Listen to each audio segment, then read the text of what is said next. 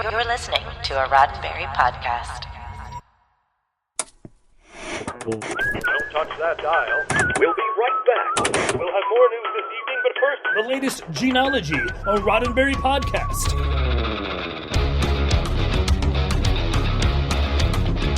Episode 93, The Rydecker Case.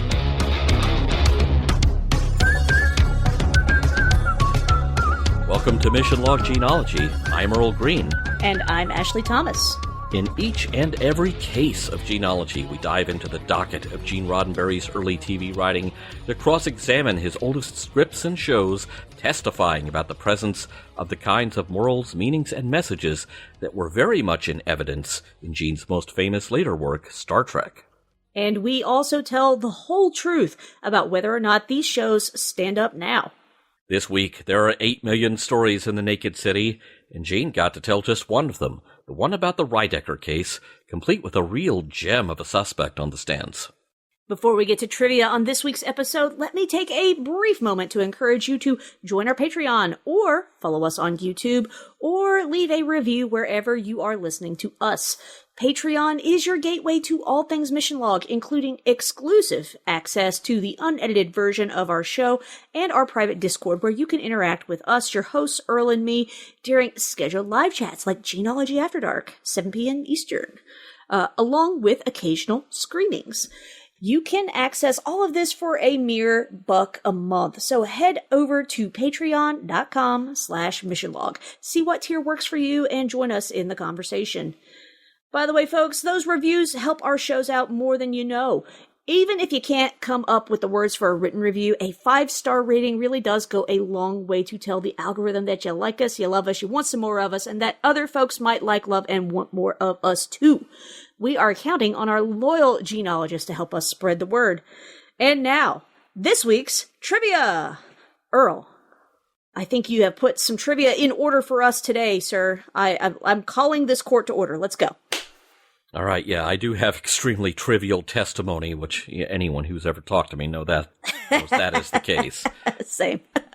All right, produced by Screen Gems, The Naked City, a New York City-based crime drama that could be seen as a forerunner of Law & Order, was based on the 1948 film of the same name.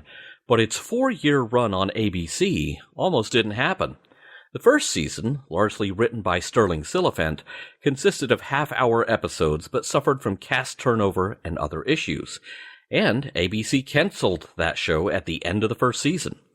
But this was the point in the history of American TV where a single sponsor was bankrolling most or all of a show's production costs, and that sponsor was a tobacco company that didn't want to sponsor another show, it wanted to sponsor The Naked City.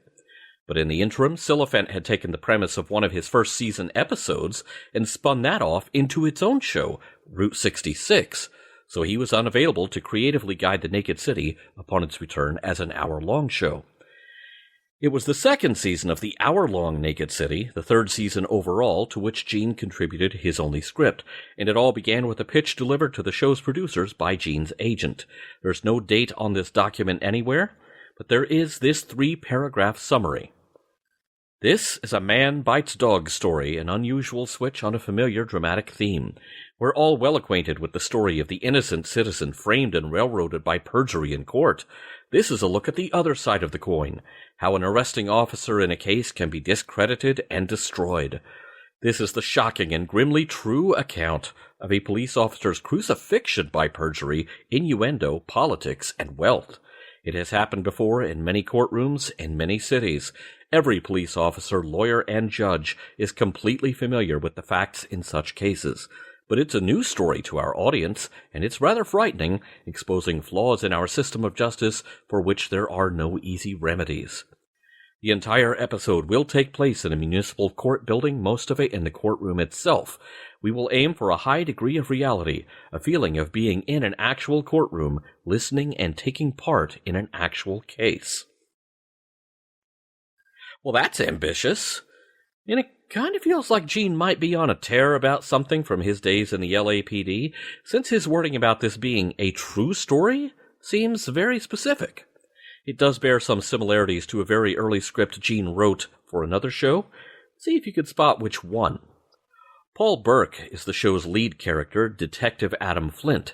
His 99-episode stint as that character is probably what TV audiences remembered him best for, with his 48-episode run in 12 O'Clock High coming in a close second.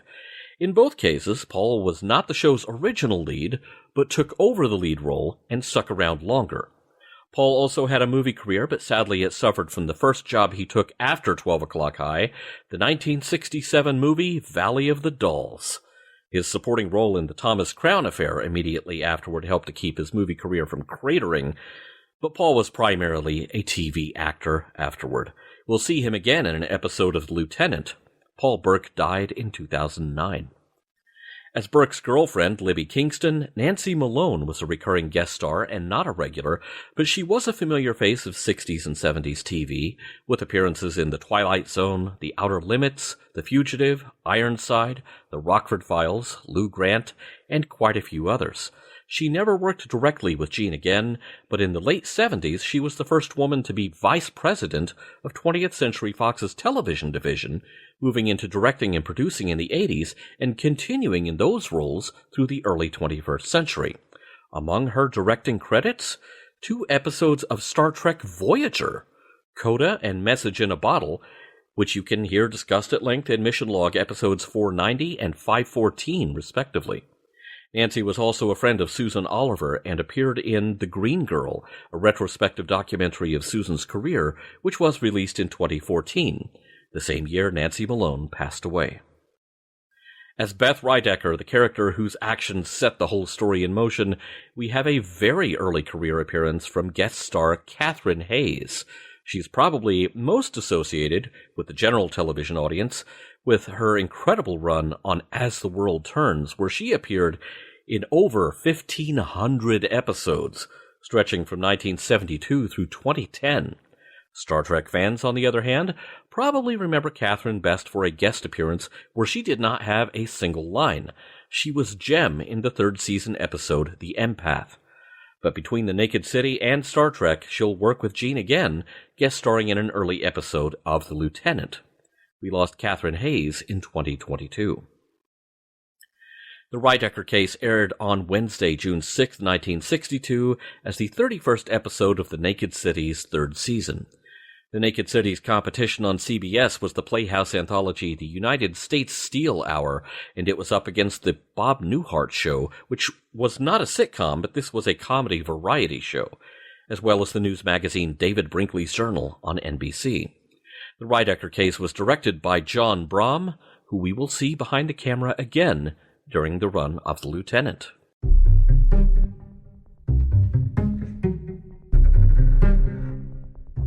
Standard form contract between We the People and one Adam Flint, police detective.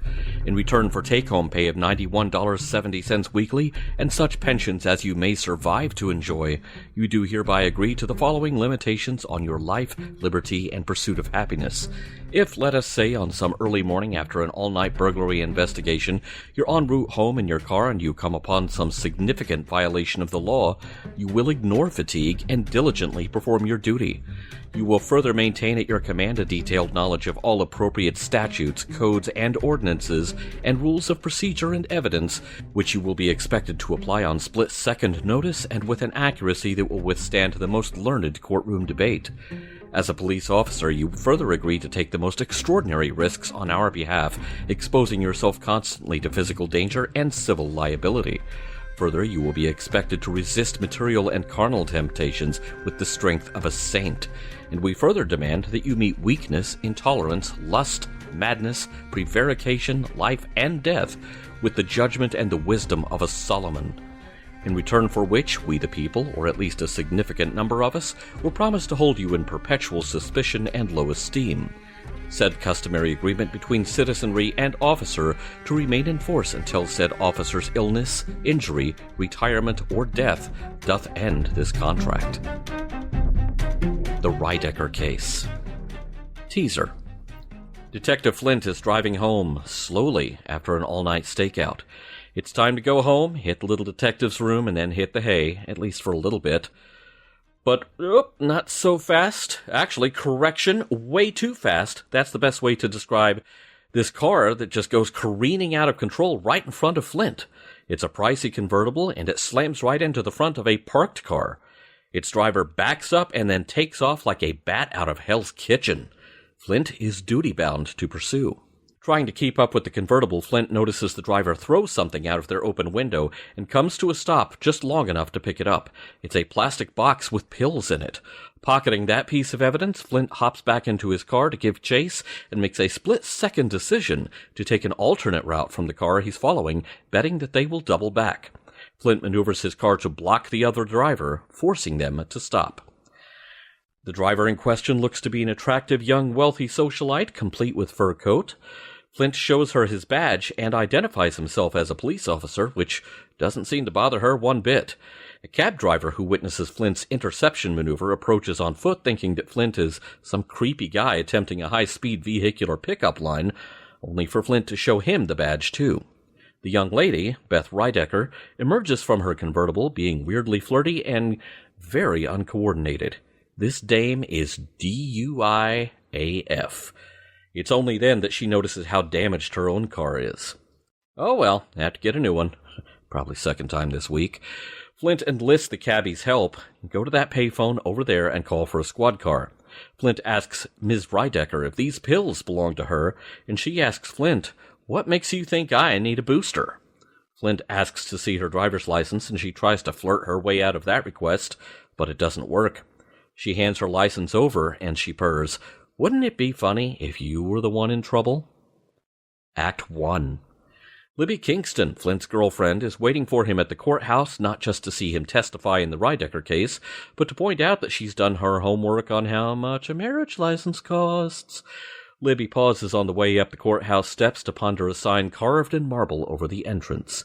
The true administration of justice is the foremost pillar of organized society. Then they're caught off guard as their picture is snapped by two men with cameras, which is a bit weird. In the courtroom, Flint introduces himself to the prosecutor, Ricardo Guardio. He's a bit of a rookie at this job. This is only his fourth case. The legal team for the defense arrives, and oh, hey, Jerry Brayson, the lawyer for Ms. Rydecker, is Ricardo's old law teacher. Awkward. Ricardo and Flint go over the arrest record as more people enter the courtroom. Ms. Beth Rydecker and her mother, who takes a seat behind her in the gallery. Beth whispers to her mother that she's not sure she can go through with this, but the jury is wandering toward the jury box and the judge is emerging from his chambers, so maybe a bit late for buyer's remorse. Flint's colleague, Lieutenant Parker, arrives and takes a seat next to Flint. He is a little surprised that someone as inexperienced as Ricardo has been assigned to prosecute this case. Ms. Rydecker is engaged to a millionaire, and her family obviously already has money. They can afford a lot of legal muscle. Parker quietly asks Flint if anything happened during the arrest that could be misconstrued or twisted. Flint flatly answers, no. Brayson makes the opening statement for the defense, stating that this is a case of the attractive young Ms. Rydecker attracting the unwanted and unwelcome attention of Detective Flint, claiming that Flint planted the drugs as evidence. Libby watches quietly from the gallery. Who exactly is on trial here? Act 2. On the stand, Detective Flint is being examined by prosecuting attorney Ricardo Guardio. The pills Flint found are entered into evidence, and Ricardo asks if Flint made any overtures toward Beth Rydecker. Flint replies he did not. Ricardo asks if Beth made any overtures toward Flint, to which Brayson objects loudly before withdrawing his own objection. Flint recounts his encounter with Beth for the court, and then it's Brayson's turn for the cross-examination. He questions whether Flint or the police department will be able to prove that Beth actually hit a parked car with her car. He questions Flint's story about seeing Beth fling the box of pills out of her car. When Flint is asked if he noticed that the driver of the car was an attractive young woman, he replies that no, he did not. Brayson addresses the jury. So, he could spot a box of pills being tossed out of a car, but he couldn't see my client being pretty? At the police precinct, the search for definitive proof of the collision that started this whole mess is not going well. The car that Beth hit seems to have been moved, and the owner of record has not filed a complaint about the damage and can't be located. Parker suggests a search of Beth Rydecker's records instead. Check to see if there's a title or some other proof that she has sold or bought a car since the incident. In court, Brayson is going for the jugular, assailing Flint's character. He thinks it's highly improbable that Flint could resist Beth Rydecker and paints it as equally unlikely that Beth was making advances toward Flint. Ricardo finally stands to object, but both Bryson and the judge point out that it was Ricardo who first questioned Beth Rydecker's moral character. Lieutenant Parker returns to the courtroom to sit next to Libby, just in time to hear Bryson ask why it wasn't in Flint's arrest report that Beth Rydecker was trying to use her feminine wiles to avoid arrest. Caught off guard, Flint can only reply that it's because it seemed like she was a nice girl. With that, Bryson lets Flint off the stand. Ricardo calls the cab driver to the stand for examination, but his memory suddenly seems conveniently fuzzy. Bryson doesn't even care to cross-examine. Flint is not happy. Sure, the cabbie was the only witness, but his testimony didn't help anything. Ricardo grumbles that the man gave him different answers when he was not under oath. Flint puts two and two together.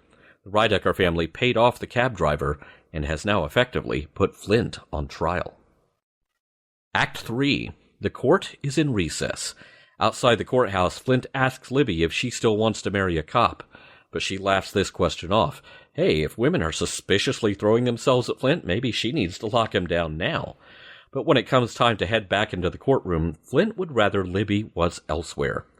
After pausing to think it over, Libby does not do that, walking back into the court.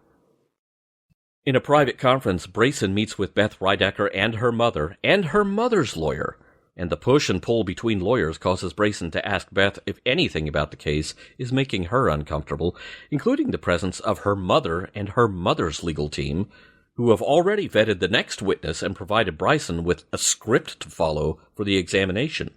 Bryson chafes at the idea that he doesn't get to pregame with his own witness. In the empty courtroom, the prosecution team is in similar disarray. Not being able to locate the vehicle that Beth hit is proving to be a significant obstacle to the case. Ricardo even suggests dropping the drug charges in favor of a plea deal for reckless driving. Flint doesn't like this idea, but Parker worries that further scandalous accusations will be a career ender for Flint and a black eye for the NYPD. Flint is adamant about staying the course. Parker is notified there's a phone call for him. As the courtroom begins to fill with people again, Beth Rydecker pulls her mother outside for a talk.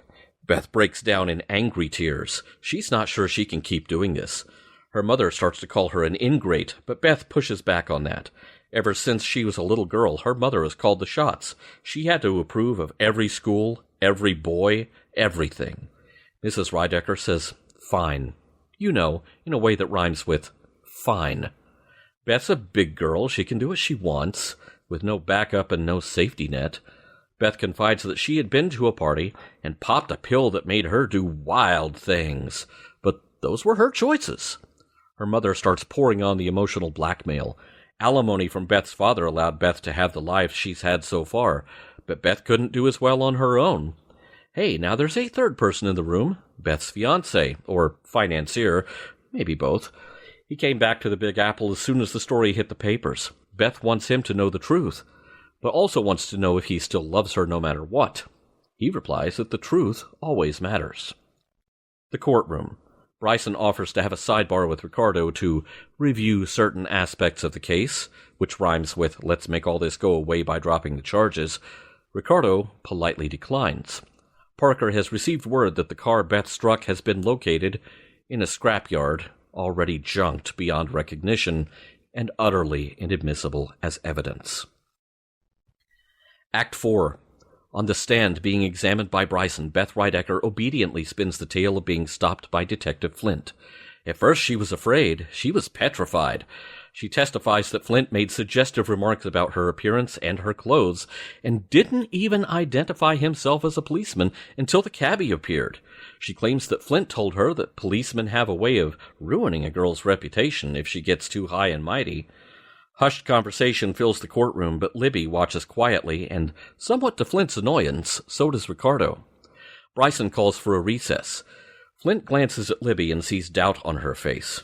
Doubt about him. In the courtroom lobby, the lawyers for both sides have a chance meeting at the vending machine.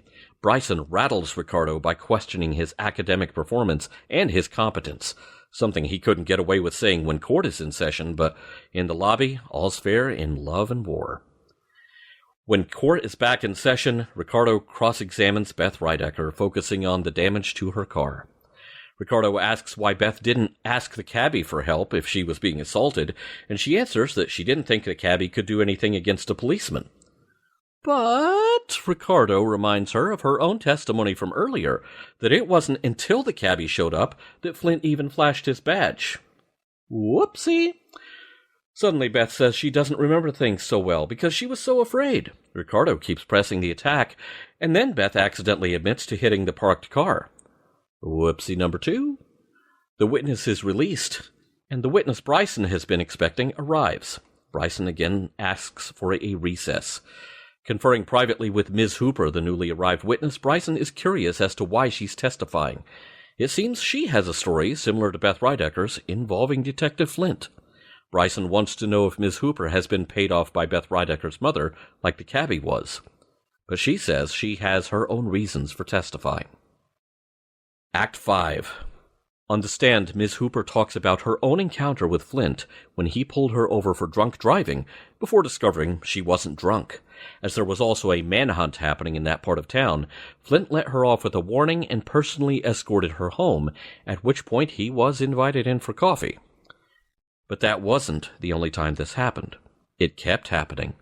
Bryson asks his witness if she would characterize her relationship with Flint as a warm friendship, and she agrees with that description. In the gallery, Libby bristles. Flint quietly confides to Ricardo that everything Ms. Hooper said was the truth, but he asks Ricardo to get him back on the stand ASAP.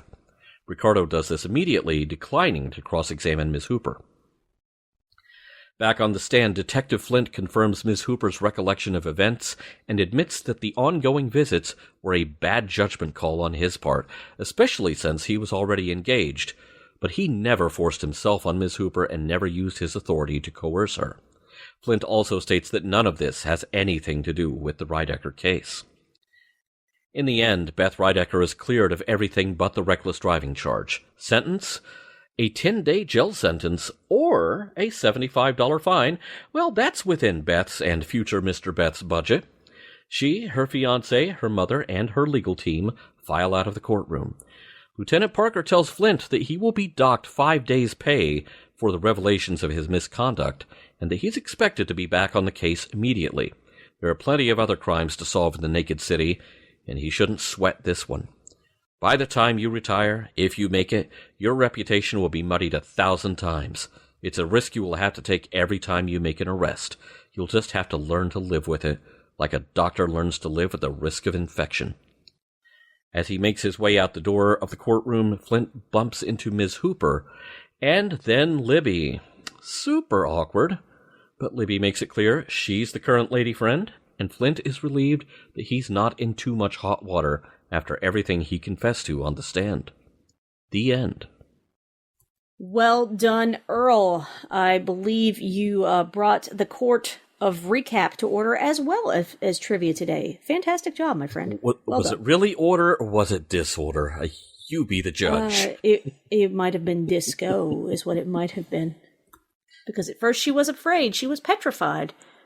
Yeah, she did actually say she was petrified, and the moment I saw that the first time I watched it, it's like, I know how this is getting written up in the recap. Hey, recap can sometimes be a challenge. You've got to put stuff in there for your own amusement. That little bit of silly was in there as just a little treat. Yeah. As a treat. Another treat right off the top of the show. It's a captain's log. Yeah. But it's a cop show, so it's a captain's log? A captain's log? I mean, they have captains in the police force. Yeah. It could still be a captain's log. Now, we find out that as a New York City police detective, Flint's weekly take-home pay is $91.70, and such pensions as you may survive to enjoy? Did they put that in the recruiting material? Holy crap. I'm like, you guys do want people to want to work this job, correct? You would think so. I mean, I think that's the whole point of all these cop shows on the air, really.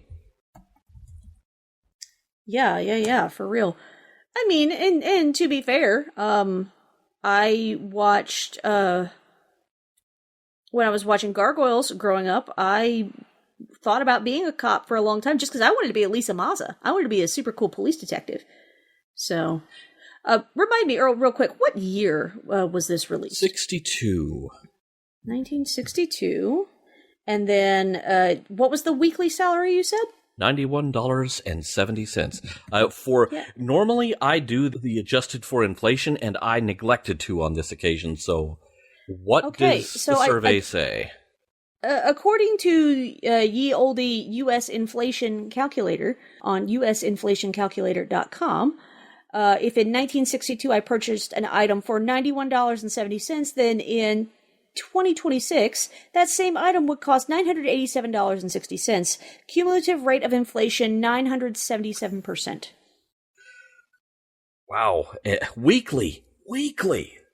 But he's having to hold down a residence in New York City somewhere. That probably ain't cheap. No, it's not. So in today dollars, that is an estimated salary of approximately $3,950.40 a month. $47,404 a year. That still seems kind of low end, though. Yeah, it's low end, especially if you're living in New York. So, man, I can't believe the inflation is that steep, vast. Whew. Anyway. Now, there is one thing that Beth Rydecker said that did not come up in testimony at any point. Her asking Flint, "Do you always sneak up from behind?" It's like, why didn't that come up in court? Because I have to point out, that's what she said. Yeah. I'll go see the head of HR now. I mean, hey, it's a good point. It's a good point. That opening monologue really got me. I was wondering, was that typical of the show? I didn't get a chance to check. Is that a standard monologue for the show? Like, this is the city. I don't know, but now I'm thinking of the rap song from the 1987 Dragnet movie. This is a city of crime. My name is Friday. I carry a badge. Totally wrong show. Okay, I have not seen enough of The Naked City, straying somewhat closer to the original topic that you asked about. I do not know if this was a standard feature for The Naked City. Now, the narration at the end, there's 8 billion stories in The Naked City. That was the voice of Lawrence Dobkin, who later directed episodes of TOS, but appeared in TNG in the episode and Next Generation episode, The Mind's Eye. He was the Klingon governor who was trying to do Manchurian Candidate stuff to Geordi.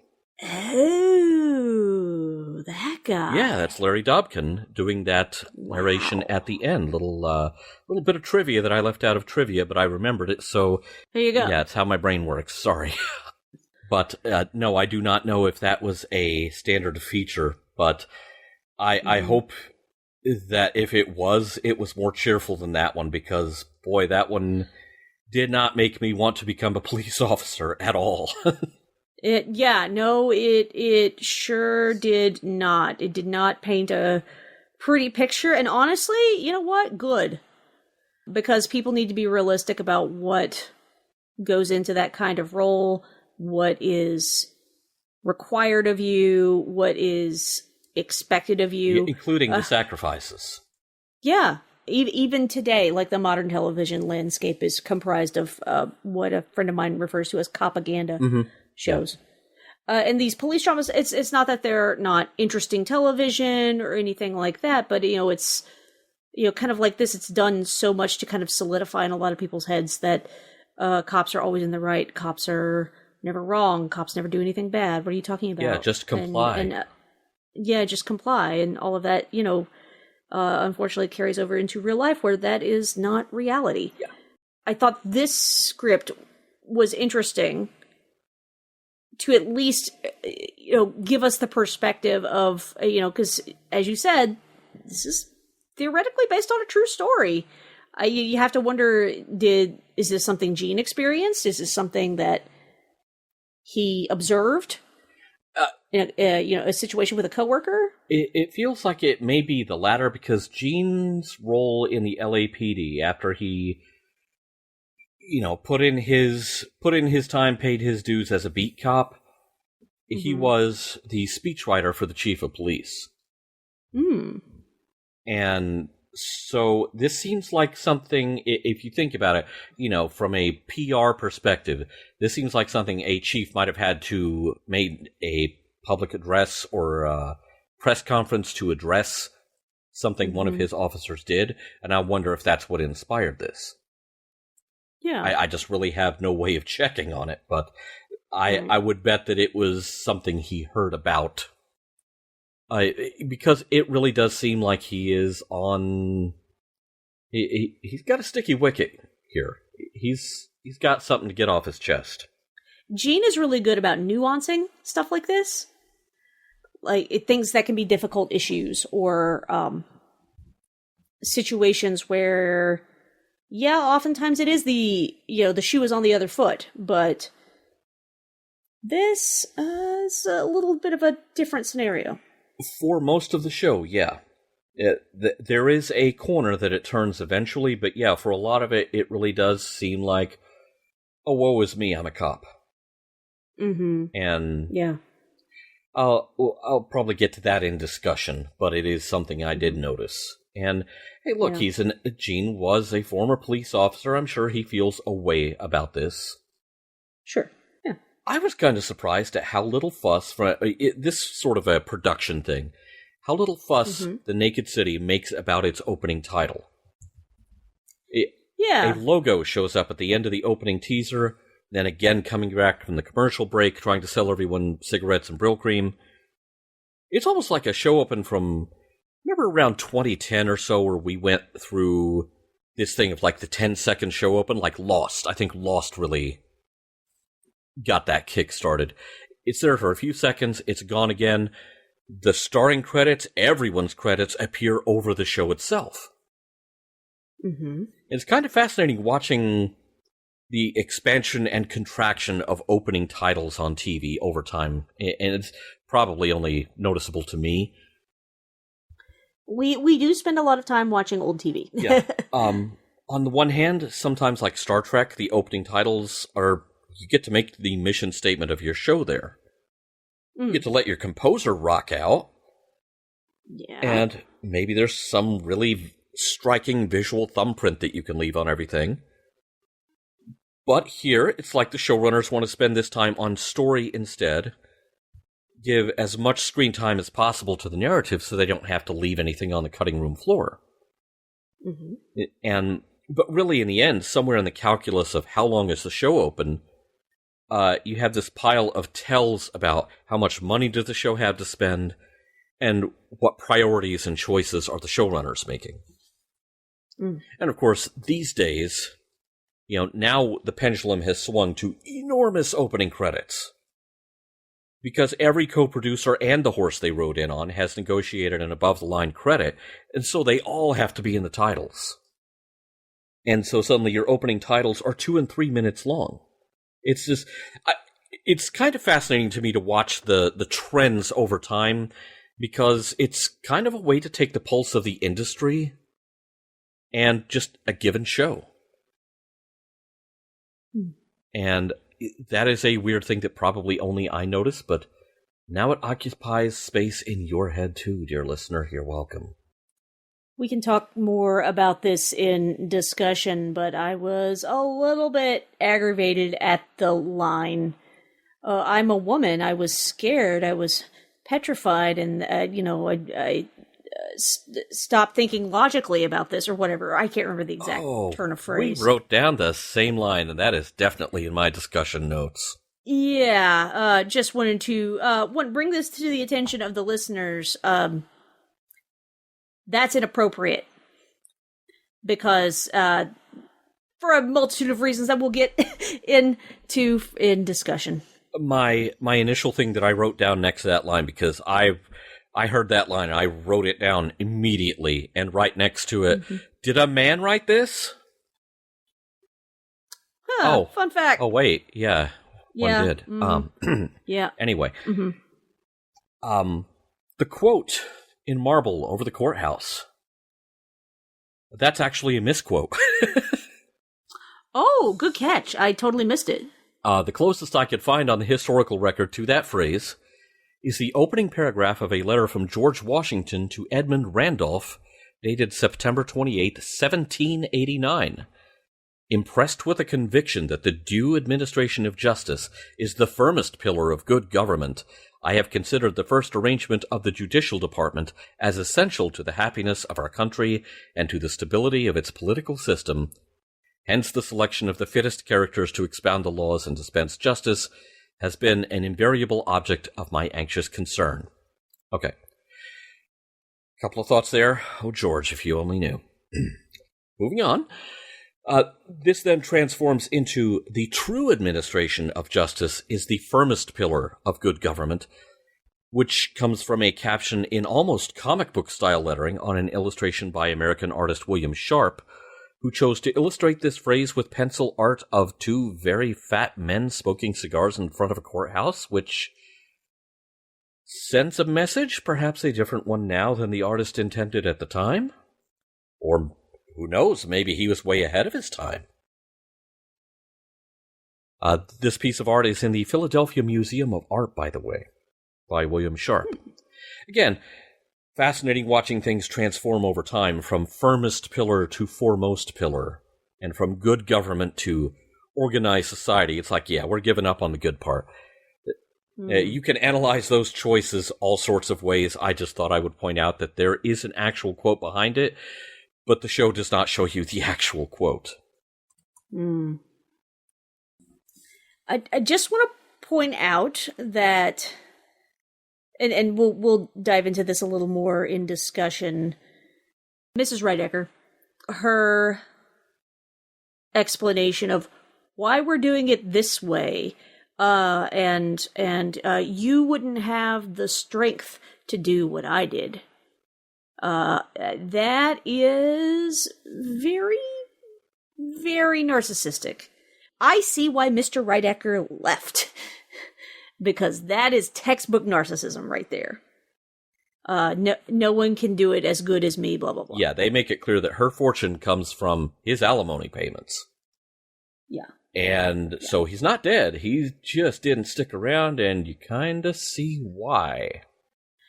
Yeah, and of course, during this time, that would have been a lot more scandalous than it would have, today. I am sure she did face some struggles here, but still... Yeah, sure. Absolutely. That does not justify her attitudes. Oh, yeah. No. Like, it wasn't enough to cover all of these lessons and blah, blah, blah, and blah, blah, blah. So you kind of see, why young Miss Rydecker rebelled. Yeah. Was like, I'm tired of being, what did she say? Your baby doll. Your baby doll. Yeah. I get it. Yeah, there's a lot to unpack with these two characters. Yeah. And this episode barely gets into that. Right. But that is a fascinating scene because it's like, oh crap. This young lady is pretty much hardwired to make bad choices because they're the only choices left to her. Speaking of her choices, I chuckled in the cross-examination because Jerry Brayson's tactics are kind of hilarious. Couldn't my client be guilty of littering instead? Because that is totally okay. Yeah, littering with... pills. Pills. It's kind of like saying, couldn't my client just be guilty of littering? They only dumped nuclear waste into the ocean. I guess, to be fair, it's like 3 or 4 little pills, but still, it's if Flint hadn't intercepted that, those might have gotten washed into the water supply, where, to be honest, 3 or 4 little pills, they probably would have been diluted to meaninglessness. But still, you're taking a chance that someone else is going to find those and take those, and then they have their own life-altering experience. Yeah. frankly, she's lucky her life-altering experience was not worse than what it was, but... Yeah. Yeah. Yeah, because she hit that car any harder, I don't think she walks away from some of this. Yeah.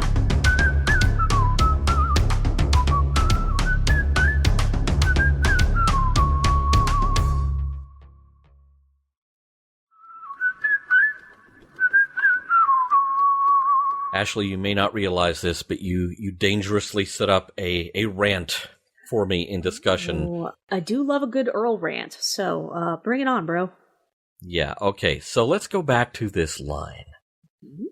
Maybe because it's when a woman gets panicky, she doesn't think logically. And again, my first thought upon watching this was, did a man write this? This is an absolutely ridiculous line. Yeah. Didn't work then, doesn't work now. However, in the context of the story, you can't completely discount the possibility that this is a cold, calculating tactical move on Beth Rydecker's part to hide behind this, because it is so ingrained in everyone's thinking. Yeah, that was like the one thing that kind of lessened the aggravation I felt at this line was that, well, she's also lying on the stand. She's trying to make herself appear better than she actually is. And if she's wanting to get the jury on her side, then, I was just a panicky girl. I stopped thinking logically because I'm a girl. Oh no. Yeah. Yeah, it seems like this is definitely a calculation on her part. This is not an accidental thing that she blurts out. It is strategic. Yeah. It's definitely a calculated move. Whether she actually agrees with that premise or not, we don't totally know, but it's definitely something her mama has told her to say. Yeah, and at this point, she's doing everything that her mama tells her to say, which is disappointing. It seems like they are setting her up to maybe have a last-minute change of heart in front of the assembled courtroom. No, that doesn't happen. Yes, I really thought she was going to do that. Yeah, you get to this point in the show, it really starts getting surprising because you've got, we're teeing her up to have a change of heart. Nope. And then we roll out Ms. Hooper. And then it gets really interesting. Yeah, I would love to know how they found out about that gal. Yeah, it's once you put Ms. Hooper on the stand, this whole story is a lot more nuanced and textured, and it's just like, oh, wait, what? Oh, no. Yeah. Yeah, because up until this moment, the whole thing really feels a bit like, oh, woe is me, I'm a cop. But this is an area that gets very gray, but also is relatable. Yeah. In that scenario with Miss Hooper, she is being honest about her relationship with the guy. And it doesn't sound like it was anything untoward, but it also, him stopping by as an officer, that doesn't seem quite above board. If there's any concern about his ability to resist temptation, why do you keep putting yourself in the position where you have to resist temptation? Right. I mean, you could just not do that. Yeah, that's something we get in that opening monologue. You must resist temptation with the fortitude of a saint, or something along those lines. It sounds like he needs to reread his own handbook there. Yeah. It's like, bro, you were skirting the line of that pretty dang close. Yeah. To be honest, it kind of feels like the whole show is coasting along in neutral until we get Ms. Hooper. Yeah. In the case, and then it's like, oh, plot twist. Because of that. Now, again, I haven't watched other episodes of The Naked City, so I can't say this with certainty. I have a gut feeling this episode gave Libby something a lot meatier to do than the usual supportive girlfriend role. Yeah. Because Nancy Malone she gets very few lines. She's doing a lot of work here. It's like you keep getting a read on her reactions to all of this happening, and it's like, oh, Flint, you are sleeping on the couch tonight, buddy. Yeah, it's like, he's in the doghouse now. Yeah, you sleeping on someone else's couch tonight. Right. It's,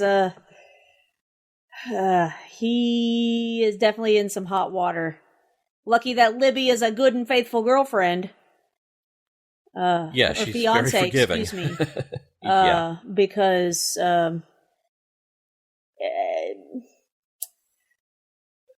I would have had a lot more questions, and there would have been a lot more yelling. So, yeah. That was definitely not cool, dude.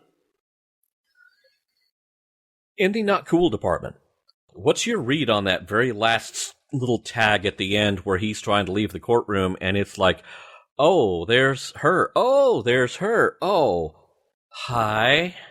Uh-huh. Gosh, this is awkward. Ooh. I mean, that was a masterpiece of awkwardness. Mm-hmm. I really wish I knew whatever story inspired Gene to tell this story. It's like, okay, I want to read that case file because it almost sounds like some stuff got watered down here. Yeah, they definitely tamed that for primetime family viewing hour, I feel. Yeah. That is my knee-jerk reaction to that, thinking that probably was watered down if this is based on a true story, because otherwise, well, yeah, and you're probably expecting the actual NYPD to cooperate, if nothing else, in terms of cordoning off part of the city street to film on location. Yeah. Probably don't want to make them look bad. No. Yeah, especially not if the story that inspired the story happened to the LAPD instead. Whoops. Yeah. The line that kind of stuck with me towards the end is like, well, I hope you enjoyed your coffee and sandwiches, because that just cost you 5 days of pay. I'm like, dang. Yeah. Significantly less than $91.70 that week. Yeah. You are going to be lucky if you get coffee and sandwiches at home at this point.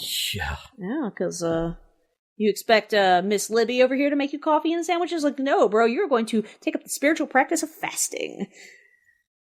Yeah, I mean, it could have cost him a lot more than that. Yeah, seriously. Like, it's... The other thing that really stuck with me was what I did not catch a name in here. The older fellow who said, by the time, if you make it to the end, it's the if you make it to the end of your career, your name is going to be muddied more than you could possibly imagine, or something like that. Yeah, boy, this police department, they really need to workshop their recruiting tactics. Yeah. Again, not making me want to be a cop.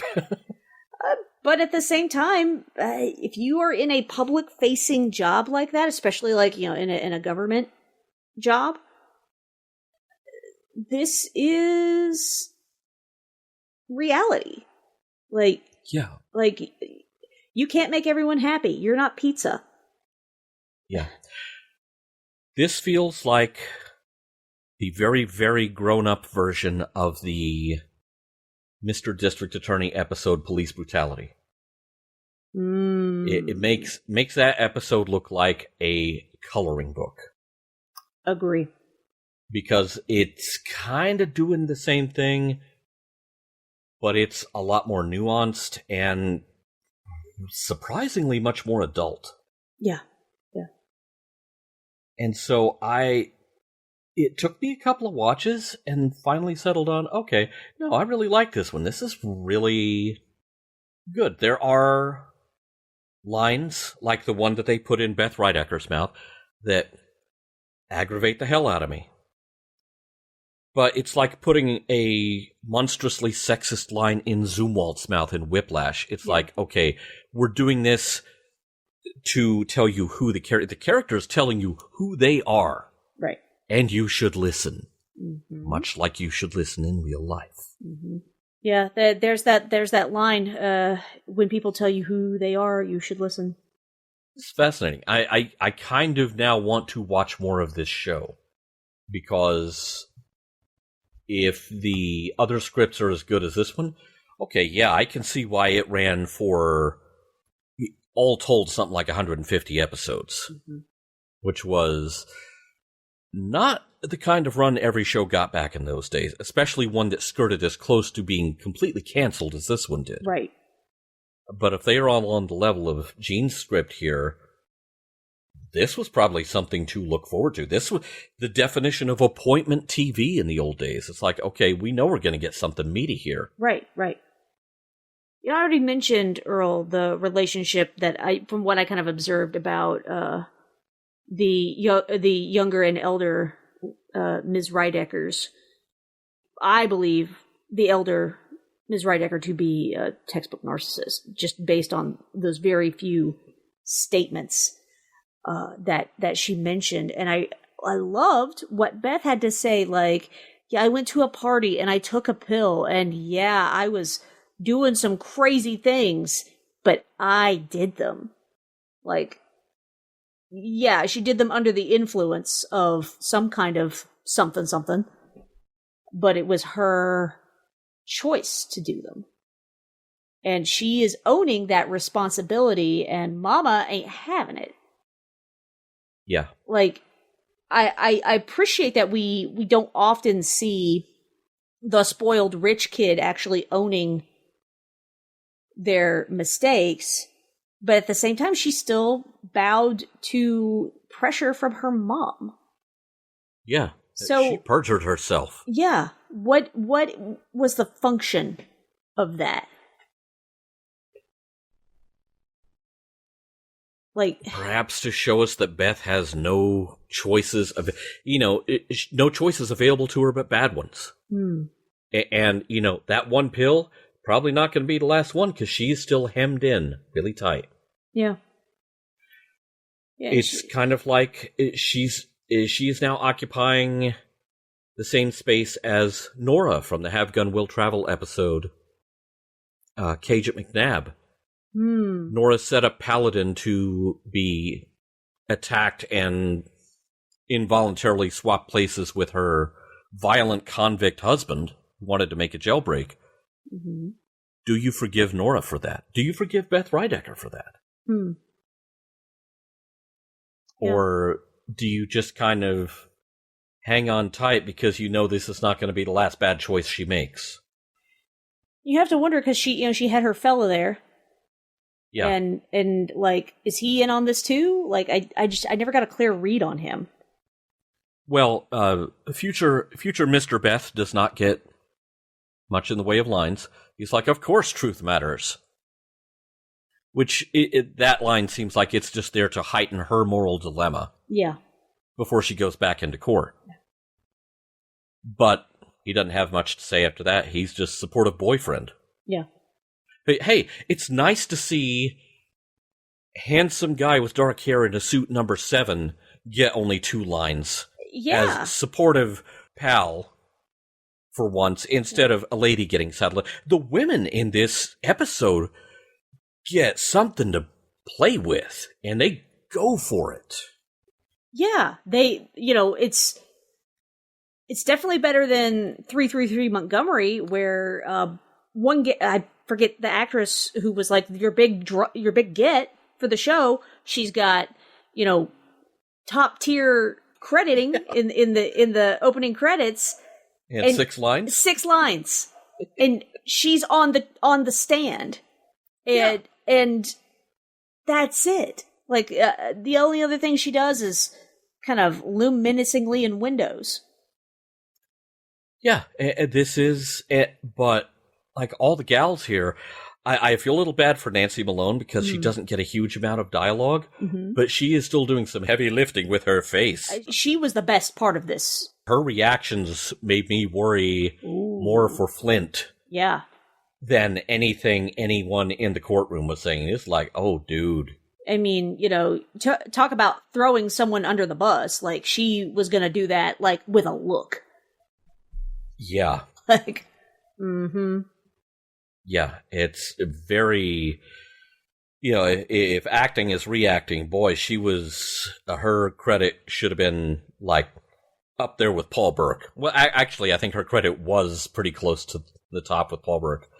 But to me, she's doing more than the guy playing Lieutenant Parker, who gets second billing. Yeah, I agree.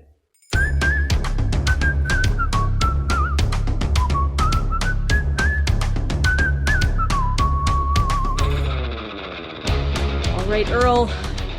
We've done our observations. We've done our discussion. Closing arguments. What's the who cares so what for this episode? Well, I started out not being too crazy about this one. Mm-hmm. Because you do get lines like the one that Beth Rydecker rolls out to hide behind. I am now convinced that is a tell on her character, and it is not Gene putting that forth as a thing that people should be saying. Right, understood wisdom. Yes. Mm-hmm.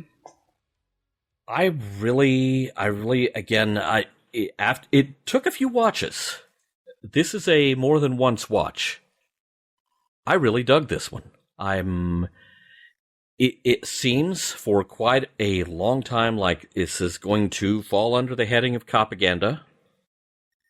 But then Gene finds really interesting ways to muddy the waters. And, who's dirty by the end of the story? Just about everyone but Libby. Yeah. Libby was done dirty. Yeah. Maybe Ricardo. I'm glad Ricardo got his back. That scene where his mentor, his law school mentor, starts tearing him down, as if he's in any danger of losing at that point. Right. Okay, all you did is just went and honked off the wrong guy. Yeah. That was kind of neat. I liked that. Mm-hmm. As far as messages, Flint does get a line in about not allowing money to divert the flow of justice. I can't disagree with that. That was a problem then. It's certainly a problem now. It's probably been a problem for as long as lawyers have charged for their services. I'm glad that's in there. Now, things get a lot muddier after that gets said, but I do appreciate that is in there. And I think there are other more subtle messages about, okay, if you have an existing ongoing relationship, honor that.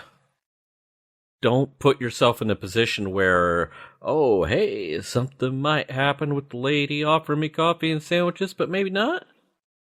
At least understand how it's going to read to other people. Yeah, and I'm not saying live your life for other people. I'm just saying be aware that other people will notice this, and gossip can destroy lives. Yeah. Especially considering the nature of his position, even though he wasn't totally, using his position of authority to influence her response to him. Hooper, I mean. It is not above reproach. And when you are in that kind of position, any even minor indiscretion can really taint issues of justice, like what we have here today. Yeah, and not just your particular case. Lieutenant Parker is correct in his warning that this could backfire on the whole police department. Yeah. Yeah, it could become a PR nightmare. Yeah. Which is why they are talking halfway through the show about, okay, do we let her plead this down to reckless driving and just call it done? Right. Or do we keep this case going and increase the length of time that it's in the papers? Yeah. Public memory is fairly short. Yeah. So the optics of this aren't great, and will continue not to be great the longer this drags out. It's certainly the embodiment of the phrase, "This is why we can't have nice things." Yeah. Because of stuff like this, even if there was no impropriety, he wasn't cheating on his fiancée, but it's not a good look. It's not a good look. It's not a good look. That was not a good use of his judgment at all. So, yeah. Yeah, this is a really good one. I do like that we have a script here where all the ladies, for a change, about damn time, get something to do. Yeah. And they are all across the spectrum of, is it good? Is it bad? What are their characters' intentions? Mm-hmm. I feel really sorry for Ms. Hooper by the end of it. Mm-hmm. Because she walks out of this with nothing.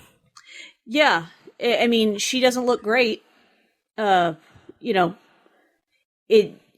people, even if she was, completely above board, the nature of that relationship and that interaction is going to sully her reputation. Now, she looks like she gives no flying farts about that at all. Her lighting up a cigarette like, yeah, you know what, whatever, before she gets on the stand. Yeah. This girl has seen some stuff and she ain't got time for this. And this is a movie that I'm not super duper familiar with. I think I've only ever seen it all the way through once, but she kind of reminds me a little bit of Rizzo from Grease. Yeah. She does not really care what her reputation is. Yeah. She is not living to please other people. Yeah. And good on her. Yeah. There's no shame in that, and that she should be subjected to no shame because of it. No. But this show is from a very different time from now, in terms of that kind of thinking. Absolutely, yeah. I admire people who can, be like that, because I want everybody to love me, dang it. There is so much written about Gene Roddenberry that's like, oh, he wrote strong women. It really feels like it was a while before we got to the point where he really was. Mm-hmm. And occasionally we get some backsliding into some very old and very bad habits, like the wife in Target the Corruptors, who was a total doormat. Yeah. But yeah, this feels like we are really making good on Gene Roddenberry writes well for women and writes strong women, because all the gals in this one get interesting stuff to do. They get real lines to play with, and even poor Nancy Malone getting very few lines. She's doing a lot of the work here. Like I said, I think she's the best person in this entire episode. Yeah, yeah. Talk about face acting. Yeah. Yeah, apologies to Catherine Hayes. She was not the empath yet. Yeah, no, she was not. Who only gets to do face acting with that one and dancing. But, yeah, true. Yeah. Interpretive dance. But there is so much good in this one. It's surprisingly nuanced, surprisingly subtle about a lot of it, and surprisingly grown up. I really dig this one. I really do. Yeah, I definitely picked up more nuance on my second viewing of this, so worth tracking down, folks, if you can find it. Gene-ology is meant to be entertaining and informative, but it's also just the beginning of an ongoing conversation about the works of Gene Roddenberry. Drop us a line at missionlog@roddenberry.com and join us on Facebook at missionlogpod. And please remember, your comments could be used on future installments of Gene-ology. If you have any material that might be of interest to us that isn't already in the Roddenberry archive, drop us a line at missionlog@roddenberry.com. Our website is missionlogpodcast.com, and Mission Log Gene-ology is produced by Roddenberry Entertainment. On the next Gene-ology, V Victor 5.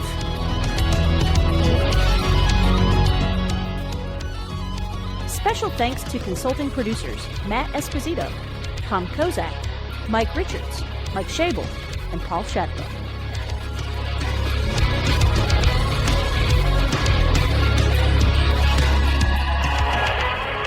We'll be back next week with more of your favorite programs. This concludes our broadcast day.